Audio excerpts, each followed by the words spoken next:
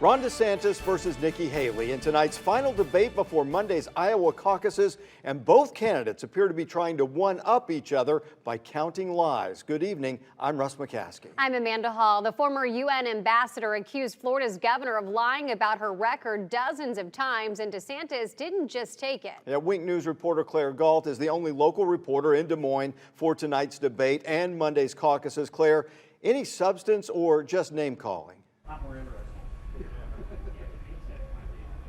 Russ and Amanda, mostly name-calling. Ron DeSantis and Nikki Haley have debated each other about 5 times now, and they really did not break any new ground tonight. One would start a question or an answer only to be interrupted by the other, just like this.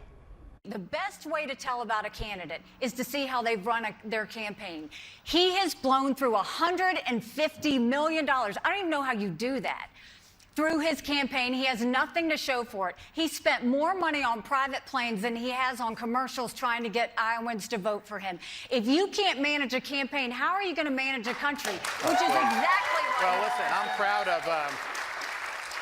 I'm proud that in the state of Florida, we're ranked #1 for economy of all 50 states by CNBC, #1 for education. Cost of living. She was ranked number 50 in education when she was governor of California. And of course, she wasn't able to do school choice. She didn't deliver big tax cuts. We're also #1 for net in-migration, #1 for GDP growth amongst large states, #1 for talent development, #1 for new business formations, and on it goes. So the success we've had in Florida, I can cite this. And you can hear just how personal they take what the other person says. You can hear just how personally they take what the other person says. And this is kind of the theme of the debate tonight. Here's another round.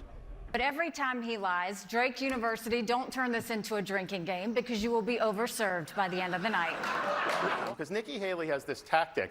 If you hold her accountable to her record, first she'll say, I never said that. Well, one good rule of thumb, if she says she's never said something, that definitely means she said it. And then she'll say, you're lying, you're lying.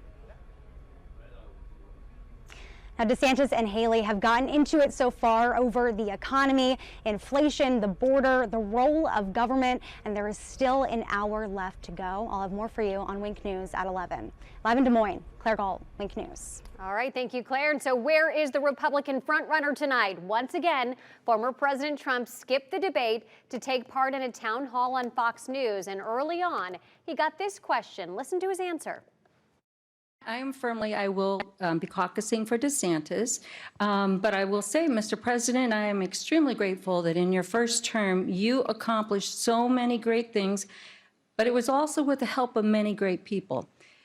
Since that time, you have publicly criticized and personally demeaned so many of them. If you're given 4 more years, how will you convince good people to take the risk of working with you? You like Ron DeSantis, but he wouldn't even be around today. He'd be working in a pizza shop or perhaps a law firm if I didn't endorse him.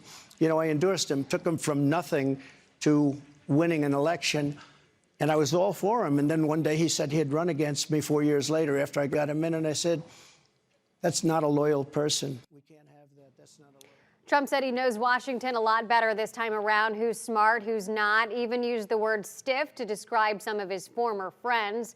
Will the former president ever debate? Maybe, when the GOP field is down to 2. Wink News is Campaign Central. We're staying on top of all the political happenings in Iowa from Iowa. Wink News anchor Chris Safati will join Claire in the Hawkeye Estate Friday. We'll have live team coverage leading up to the caucuses.